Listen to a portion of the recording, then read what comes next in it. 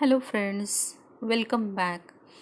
We are discussing law of diminished marginal utility आणि या सिद्धांतामध्ये आपण जवळपास पूर्ण हा सिद्धांत अभ्यासलेला आहे की स्टेटमेंट बघितलेलं आहे. वस्तूच्या साठ्यात वाढ होत गेल्यास सीमांत उपयोगिता घटत जाते. We also studied assumptions of law of DMU like rationality, cardinal measurement, homogeneity, continuity, and we also seen an example with the graphical presentation and exceptions of law of DMU, hobby, miser person, then addiction, then power, and then money. These are all the exceptions of law of DMU.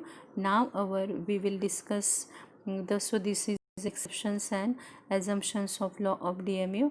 Now we will discuss the limitations of law of DMU या criticism of law of DMA. संपूर्ण सिद्धांत अभ्यासल्यानंतर आपण आता या शेवटच्या घटकाकडे आलेलो आहोत आणि हा आहे टीकात्मक स्पष्टीकरण. या सिद्धांताचं टीकात्मक स्पष्टीकरण असं म्हटलं जातं की हा युनिव्हर्सल ॲक्सेप्टेबिलिटी असणारा एक सिद्धांत आहे.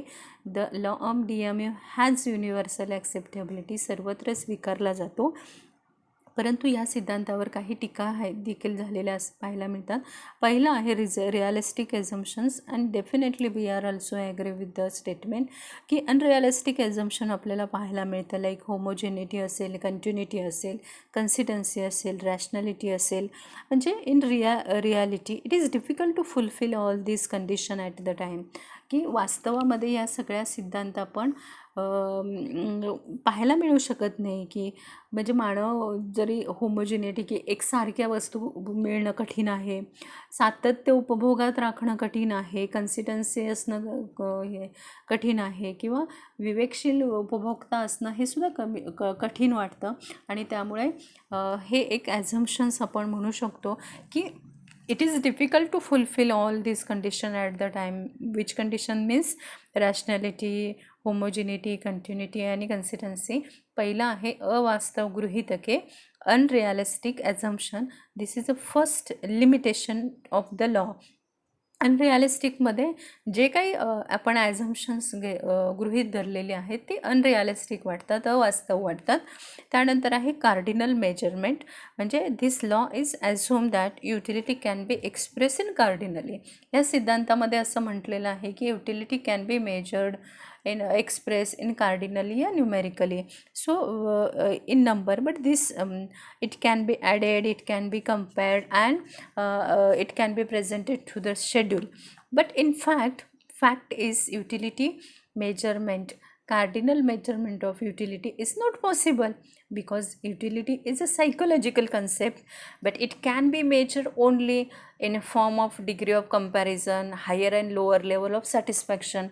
म्हणजे उपयोगिता ही ह्याचं मापन इथे आपण असं म्हणतो की उपयोगितेचं संख्यात्मक मापन करता येतं.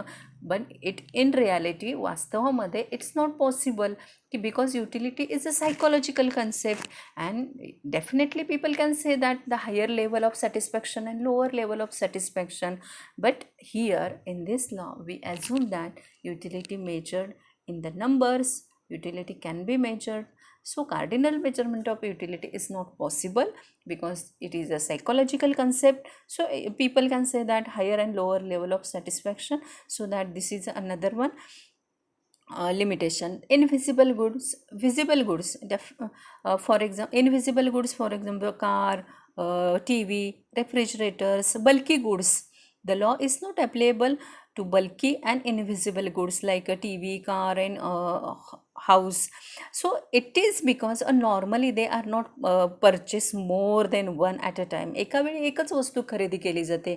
About the TV and refrigerator, I am talking about the TV and refrigerator. So these all things are invisible.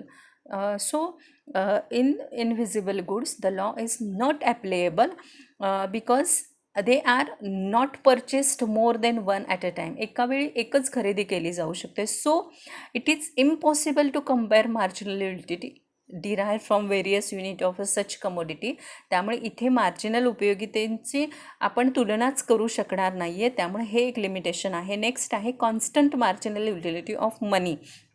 म्हणजे the law is assume that marginal utility of each unit of money remain constant. पैशाची सीमांत उपयोगिता स्थिर आहे.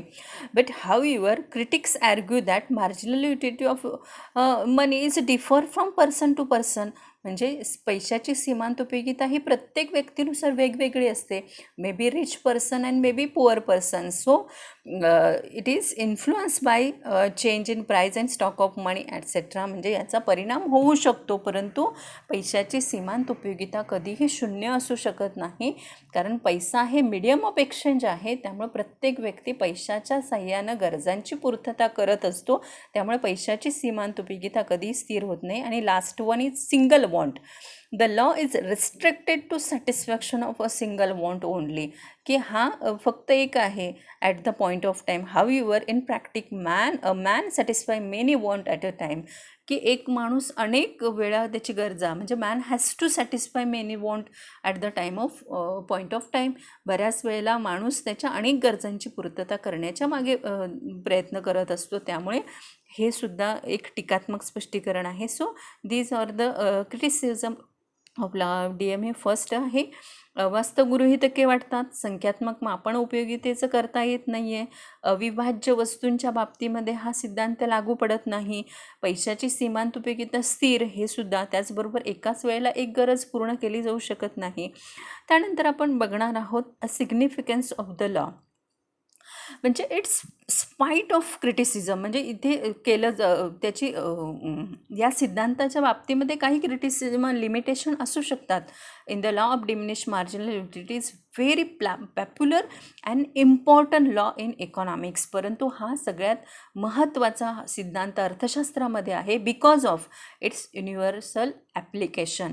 म्हणजे ह्या सिद्धांताला universal ॲप्लिसिटी आहे आणि ॲप्लिकेशन आहे, म्हणून हा सिद्धांत खूप महत्त्वाचा आहे. तर या सिद्धांताचं महत्त्व आपण बघूया. पहिलं आहे useful to the consumers. This law guide to the consumers. हा सिद्धांत ग्राहकांना गाईड करतो in planning their budget to achieve as maximum satisfaction from available resources, even awareness among the consumer to obtain total utility from limited resources. So it is necessary to diversify the as a consumption. म्हणजे हा सिद्धांत ग्राहकाला उपयोगी आहे for planning their budget. This सिद्धांत guide to achieve a maximum satisfaction to them from available of resources. हा सिद्धांत ग्राहकाच्या दृष्टीनं उपयोगाचा आहे. त्याचं आर्थिक बजेट ठरवण्यासाठी असेल, महत्तम समाधान मिळवण्यासाठी असेल. useful to the government. This law also useful to the government to implement various economic policies, public distribution, progressive tax, trade policy, tax policy also. So it help to improve welfare of the people and the society. So useful to the government. हा सिद्धांत सरकारला सुद्धा तितकाच महत्त्वाचा आहे. मग progressive tax असेल, trade policy असेल, प्राइसिंग पॉलिसी असेल, हे ठरवण्यासाठी this law is important to the government. Next आहे बेसिस ऑफ पॅराडॉक्स.